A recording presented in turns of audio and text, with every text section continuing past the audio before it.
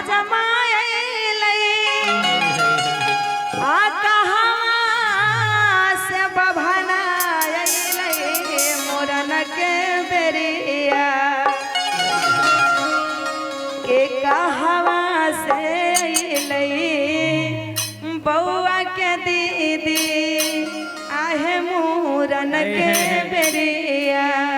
आइए म्यूजिक चाहिए तो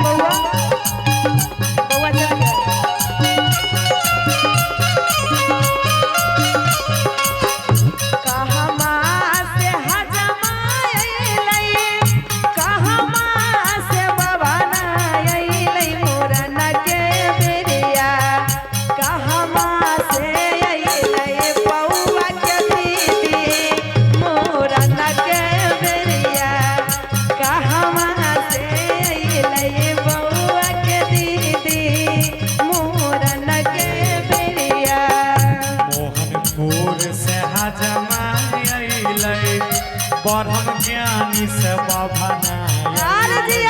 ताली हो रहा ब्रह्म ज्ञानी के लिए।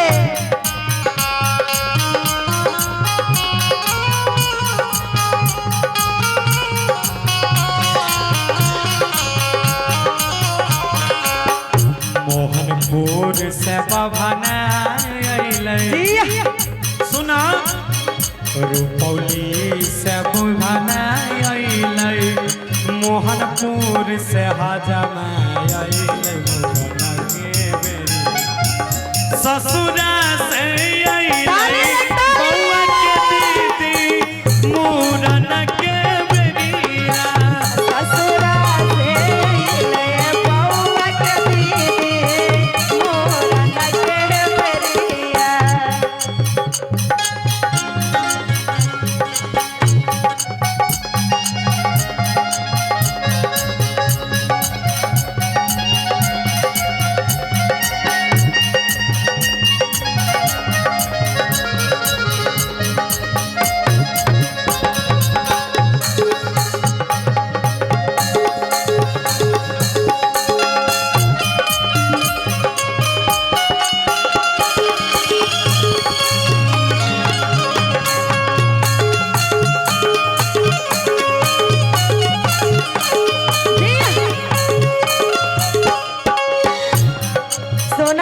कथी लेके हजमाइले कथी लेके बभनाइले मोरन के बेरिया।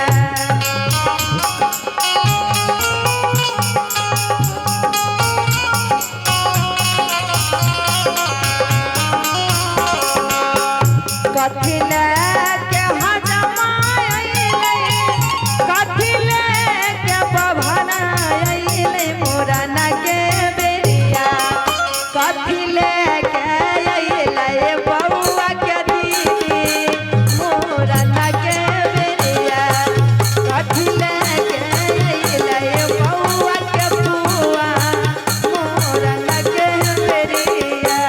कैची लेके हजमाइले सोना लेके बभनाइले मोरन के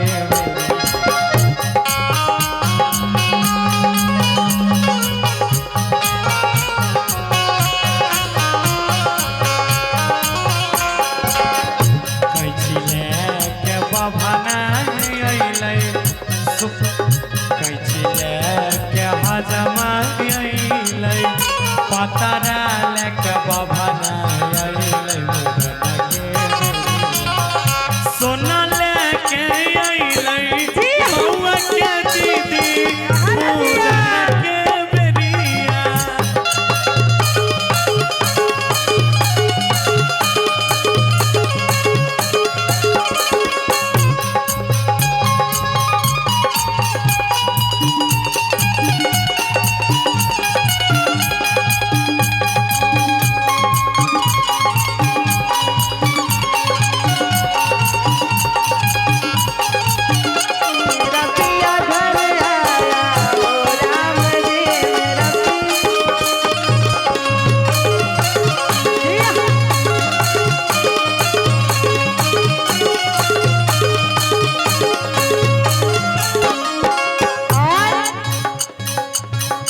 कथिएल हजमा रुसलै कथिएल बभना रुसलै मोरन के बेरिया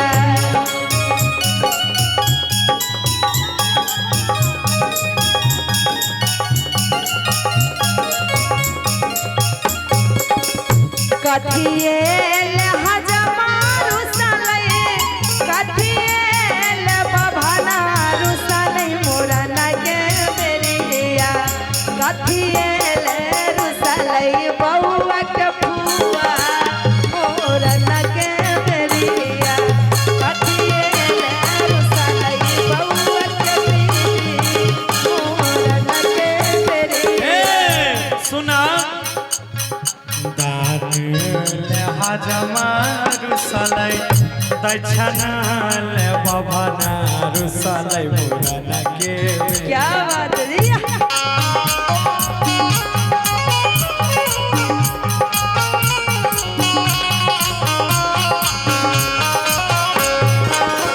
दानिल हजमा रुसलै दक्षिणाल बभना रुसलै मोरन के सारीले रुसलै बरती दीदी मोरन के बेरिया लहंगाले रुसलै बउआ के बीबी मोरन के बेरिया लहंगाले रुसलै बउआ के बीबी मोरन के बेरिया लहंगाले रुसलै बउआ के दीदी मोरन के बेरिया सोना चांदी रुसलै बउआ के बीबी मोरन के बेरिया